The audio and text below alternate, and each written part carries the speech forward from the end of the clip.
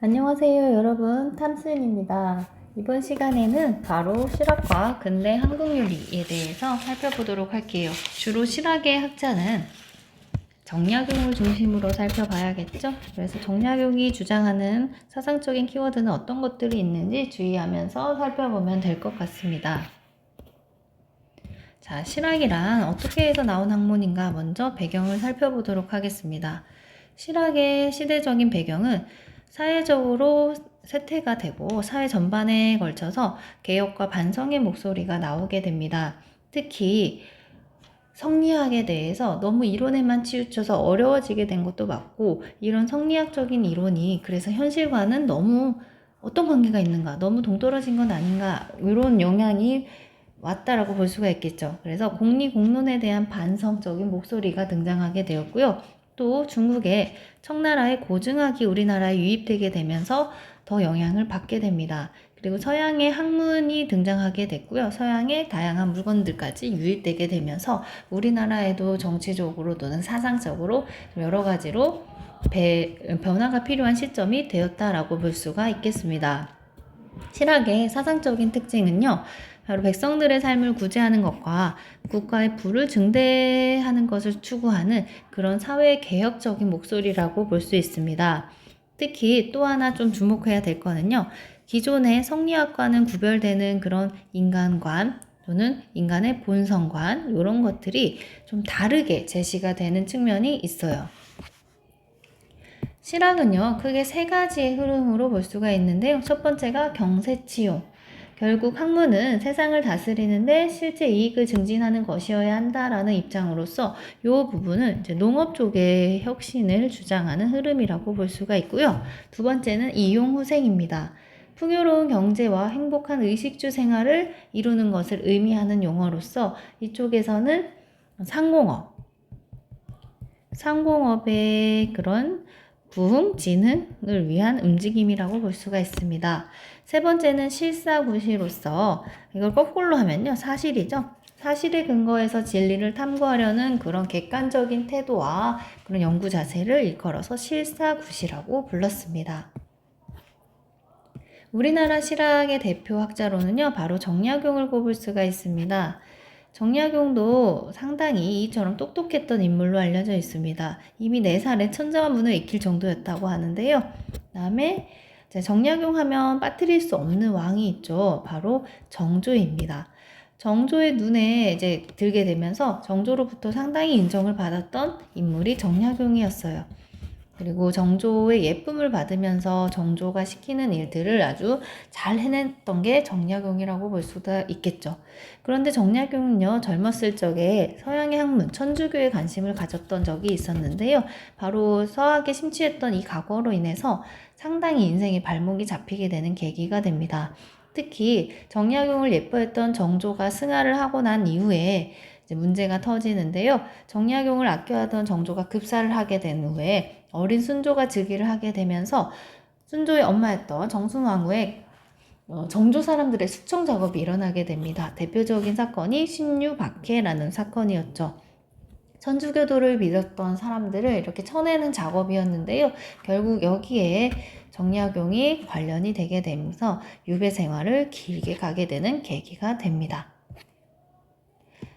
정약용은요, 이제 정조 밑에서 상당히 똑똑했던 인물로 알려져 있습니다. 이게 바로 과학적인 업적이죠. 거중기. 그 다음에 이 책은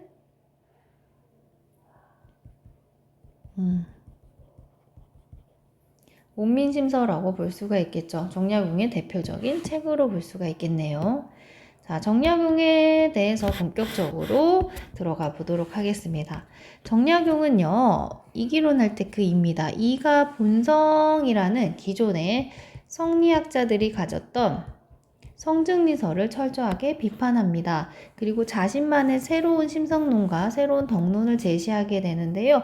그리고 그럼으로써 실학의 대표자로서 실학을 집대성하는 결과를 가져오게 됩니다. 정약용의 심성론은요, 성리학과는 좀 구별되는 측면이 있다라고 했었습니다. 정약용만의 심성론을 뭐라고 하느냐? 바로 성기호설이라고 합니다. 우리가 어떤 것들을 좋아하고 싫어하는 것을 그런 기호라고 표현을 하거든요. 그래서 본성이라는 것도 내가 뭔가를 좋아하고 뭔가를 싫어하는 기호와 같다라고 해서 성기호설이라고 부릅니다. 그럼 기호에는 어떤 게 있느냐? 인간이 가진 기호는 두 가지가 있습니다. 첫 번째가 영지의 기호. 이건 뭐냐? 인간은 선을 좋아하고 기본적으로 악을 싫어하는 기호가 있다는 거예요. 그래서 우리가 나쁜 짓을 하거나 좀 불법적인 일을 저지른 사람을 좀 꺼려하는 이유도 여기에 있을 수가 있겠죠. 이것을 영지의 기호라고 합니다. 이것은 인간만이 가진 독특한 기호라고 볼 수가 있어요. 자, 두 번째는요, 형부의 기호입니다. 우리가 달달한 거 좋아하고 졸리면 자야 되고 쓴 거는 맛이 없는 건 싫어하는 것처럼 이것도 기호죠. 생리적인 기호와 관련된 것을 형부의 기호라고 부르는데 이것은 인간뿐 아니라 동물까지도 같이 갖고 있는 기호입니다. 결국 인간이 동물과 다른 이유는 이 영지의 기호를 갖고 있기 때문이라고 볼 수가 있겠죠. 그래서 결국 우리 정약용님은 악으로 결정되기 쉬운 형부의 기호는 어떻게 좀 본능적이고 생리적인 거잖아요. 그래서 동물과 인간이 같이 갖고 있는 개념입니다. 그래서 가만히 냅두면 악으로 결정되기 쉬운 측면이 있어요. 이런 형부의 기호를 우리는 극복해서 인간만이 가진 영지의 기호를 선택하고 그것을 실천할 때 비로소 도덕적인 사람으로 살아갈 수 있다라고 봅니다. 결국 형부의 기호를 선택할 거냐, 영지의 기호를 선택할 거냐의 문제도 인간은 스스로 선택해야 한다는 것을 의미하죠. 즉 인간은 스스로 선택할 수 있는 권리를 자주지권이라고 불렀는데요. 인간은 자주지권을 부여받은 존재라고 봅니다. 자, 원문을 가져왔습니다. 영지의 기호란 우리가 선을 즐거워하고 악을 미워하며 덕행을 좋아하고 더러움을 부끄럽게 여기는 마음과 같다. 이것은 인간만이 가지는 본성이며 하늘이 명한 성품과 같다. 반면에 형부의 기호란 우리의 눈이 좋은 빛깔을 좋아하고 입이 맛있는 요리를 즐기며 따뜻하게 입고 배부르게 먹는 것을 좋아하는 것을 말한다. 이것은 인간뿐 아니라 동물도 가진 성품이다. 라고 보았습니다. 이렇게 인간의 본성을 기호로 표현을 했고요. 인간은 선을 좋아하고 악을 싫어하는 기본적인 기호를 갖고 있다라고 정리할 수 있겠습니다. 또 하나 정약용하면 빼먹을 수 없는 게요. 덕에 대한 기본적인 관점입니다. 맹자 때나 또는 성리학자들은요. 사단과 사덕, 맹자가 제시했던 이 사단과 사덕은 선천적인 거라고 봤어요. 기본적으로 갖고 태어난다라는 입장이었거든요. 반면에 정약용은요. 성리학자들의 의견을 뒤엎어버립니다. 사단은 선천적으로 인간이 갖고 태어나는 선한 네 가지의 감정이 맞다. 하지만 우리가 열심히 싸게 물 주고 잘 키워내야 도덕적인 사람이 되는 것처럼 이 사단은 선천적으로 씨앗으로 갖고 있기는 하지만 이것을 꾸준히 행동해야 뭐가 생기냐? 바로 사덕이 생기는 것이다. 결론적으로 사단은 선천적인 거고 사덕은 후천적인 것이다 라고 이렇게 정리할 수가 있겠습니다. 다시 한번 되돌아올게요. 인의예지 사덕이라고 부르죠. 사덕은 인간의 본성에 있는 것이 아니다. 이것은 사단을 꾸준히 실천함으로써 후천적으로 형성되는 것이다 라는 게 정약용의 의견입니다. 다시 한 번 더 반복하면요. 결국 사단은 선천적인 건데 이 선천적인 사단을 확충해서 실천함으로써 인의예지 사덕이 생기는 것이다. 이것을 단서설이 아니라 사단은 시작점에 불과하다라는 단시설이라고 부릅니다. 사덕은 선을 좋아하는 기호를 일상적인 행위 과정에서 실천하는 가운데에서 어떻게 보면 후천적으로 형성되는 그런 개념이라는 거죠. 이런 점에서 기존의 성리학자들과 정약용은 다른 노선을 걷게 됩니다. 사단과 사덕은 맹자나 성리학자들이 기본적으로 입장이 같습니다. 선천적인 것이고 결국 사단이 있다는 단서가 사덕이 있다는 단서가 사단인 것으로 이것을 단서설이라고 부릅니다. 반면에 정약용은요, 사단은 씨앗으로 이렇게 갖고 있는 거다. 그래서 선천적으로 있긴 하지만 우리가 도덕적인 사람이 잠깐 화면이 다른 데로 이탈을 했네요. 우리가 도덕적인 사람이 되려면 이 씨앗을 물 주고 잘 키워내가지고 후천적으로 사덕을 형성해야 한다라고 봅니다. 이것을 단시설이라고 부릅니다.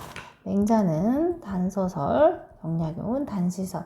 관점 자체가 조금 묘하지만 다른 것이죠. 덕이라는 개념은 여기서 덕은 사덕을 얘기하는 겁니다. 일상적인 행동을 함으로써 즉 실천하면서 형성되는 것이 바로 덕이다. 덕은 선천적인 것이 아니라 후천적으로 길러지는 것이다 라는 게 정약용의 주장이었습니다. 이러한 정약용의 특징은요, 인간만이 가진 이런 존재를 보다 현실적으로 표현을 하고 있고요. 그리고 인간은 자율성 갖고 있다라는 측면에 주목하고 있습니다. 그래서 인간은 하늘로부터 선이나 악을 부여받은 존재가 아니라 선이나 악을 스스로 선택할 수 있는 존재라는 겁니다. 그래서 이런 표현 나왔죠. 자주지권을 부여받은 존재이다. 결국 선과 악을 선택하는 건 누구야? 개인인 거죠. 개인이 선택하고요. 그럼 책임은 누가 져야 되죠? 결국 책임도 개인 스스로 져야 할 것을 강조하고 있습니다. 인간을 보다 지금까지 사람들 중에서 상당히 현실적으로 바라보고 있다는 것을 알 수가 있겠네요. 자, 그리고 정약용의 특징 세 번째는요. 인간의 욕구가 가진 것을 욕구에 대해서 상당히 긍정적으로 바라봅니다. 욕망이라는 것은 우리가 살아가고 도덕적인 삶을 위해서 반드시 필요한 개념이라고 봐요.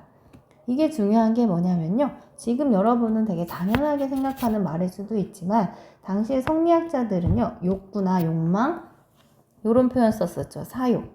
개인이 갖고 있는 사사로운 욕심은요. 반드시 제거해야 될, 없애야 될 존재라고 보았어요. 그런데 정약용은 좀 다르게 해석하는 거죠. 인간이 욕구가 있고 욕심이 있고 조금 욕망을 갖고 있다는 그런 표현은 부정적으로 볼 게 아니라 인간을 움직이게끔 하는 원동력으로서 작용할 수 있다라고 봅니다. 자, 그리고 정약용은요, 사회 경제적으로도 뭔가를 바꾸고자 했던 인물인데요. 대표적인 게 경자유전입니다. 국가나 경작자 외에 지주제도를 인정하지 않는 것을 얘기하고요. 두 번째는 여전론입니다. 농민들이 좀 행복하게 평등하게 살았으면 해서 주장을 했던 개념인데요. 여전론은 봉건 지배층의 토지를 몰수해서 공동으로 소유하고 공동으로 경작하는 농업을 운영하는 방식입니다. 농민들의 경제적인 평등, 또 경제적인 안정감을 위해서 이런 것들을 제시했다는 것을 알 수가 있겠네요. 자, 그리고 또 하나 중요한 거는 인간은 혈기. 우리 피 보면 빨간색이죠. 이런 혈기가 왕성하다. 이런 표현을 들어본 적이 있죠. 그래서 이것을 거기서 이제 외우기에는 쉬울 것 같습니다. 인간을 혈기적 존재라고 불렀다. 우주 안에 있는 기운과 인간만이 가진 혈기를 상당히 엄격히 구분해서요. 인간은 자연으로부터 독립해서 존재하는 비로소 자율적인 존재임을 강조하고 있습니다. 그래서 앞서 설명했듯이 성리학은요, 욕구는 악의 가능성을 품고 있는 것으로 항상 우리가 통제해야 될 대상이라고 봤다면요, 정약용은 욕망 자체를 삶의 원동력으로 여겨서 우리가 움직일 수 있는 하나의 원동력이다. 그래서 상당히 긍정적으로 보고 있다는 점이 기존의 성리학자들과는 좀 다른 측면입니다. 정약용은요, 책을 많이 쓴 걸로도 유명합니다. 특히 유배 생활을 18년 동안 하면서요, 500권 또는 600권의 책 가까이를 쓴 걸로 알려져 있습니다. 그 중에서 대표적인 책을 뽑아보면 경세유표, 목민심서, 그다음에 흠음신서입니다. 이 세 가지의 책을 묶어서 이렇게 부릅니다. 한 개의 표로 끝나는 책과 두 개의 서로 끝나는 책 합쳐서 1표 2서라고 부른다라는 것은 상식으로 좀 알아두면 좋을 것 같습니다. 자, 실학 이후에 이제 근대로 접어들게 되는데요. 근대 한국윤리는 다음에 한번 반복되는 측면이 있는데 그 흐름만 간단히 짚고 넘어가도록 하겠습니다. 근대 한국윤리에는요, 여러 가지 흐름 중에서 첫 번째가 위정척사. 서양 것은 안 돼. 우리나라 것을 성리학적인 질서를 지켜야 돼. 라는 것이 위정척사고요. 두 번째, 서양의 것은 좋아. 그래서 우리가 그것을 받아들여야 돼. 우리나라의 문을 개방해야 돼. 라는 것을 개화사상이라고 합니다. 이 개화를 다 할 거냐, 문을 활짝 열 거냐, 아니면 부분적으로 열 거냐에 따라서 입장이 이렇게 변법적 개화론과 계량적인 개화론으로 나누어지게 됩니다. 세 번째는요, 서학, 서양의 학문에 대비되는 용어로서 동학, 우리나라만의 학문을 제시했고요. 네 번째는 좀 현실적이고 일상적인 곳에서의 불교를 강조했던 원불교라는 것도 등장하게 됩니다. 그리고 다섯 번째는 이제 증산교라는 개념도, 종교도 등장하게 되죠.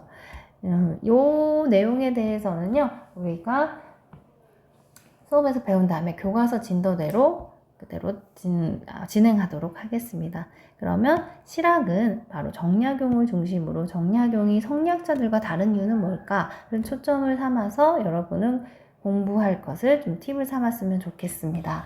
자, 그럼 우리는 다음 시간에 불교로 만나게 될 건데요.